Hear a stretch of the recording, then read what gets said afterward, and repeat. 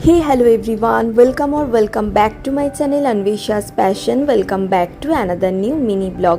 Let's quickly see what I ate in a day. তো আমার দিনের শুরুটা হয় এই ভেজানো ড্রাই ফ্রুটস আর নাটস দিয়ে, যেটা আমি বরাবর খেয়ে আসি। সকালবেলা ঘুম থেকে উঠেই খালি পেটে ফার্স্টে আমি এটাই খাই, আর তার সাথে অবশ্যই জল খাই। দেন ব্রেকফাস্টে আমার মা বানিয়েছিল এই ডাল পরাঠাটা, যেটা ভীষণ টেস্টি খেতে হয়েছিল। এটার মধ্যে বেসিক্যালি ছোলার ডালের পুর থাকে। তো যখনই আমি আমার বাপের বাড়ি যাই, মাকে বলি ব্রেকফাস্টে এটা বানাতে, কারণ এটা আমার ফেভারিট। লাঞ্চে অনেক কিছু আইটেম ছিল, দেখতেই পাচ্ছ। এখানে আছে ভাত, বাঁধাকপির তরকারি, ডাল, তারপরে আলু ঝিঙে পোস্ত, শুক্তো, সজনে ফুল ভাজা। সজনে ফুল ভাজাটা আমার ভীষণ ভালো লাগে। আর লাস্টে তো চাটনি মাস্ট। তো ওই দিন ছিল কুলের টক। আর দেন আমি সন্ধ্যাবেলায় গিয়েছিলাম আমার বাপের বাড়িতে। তো সেখানে মা বানিয়ে দিয়েছিল এই কফিটা।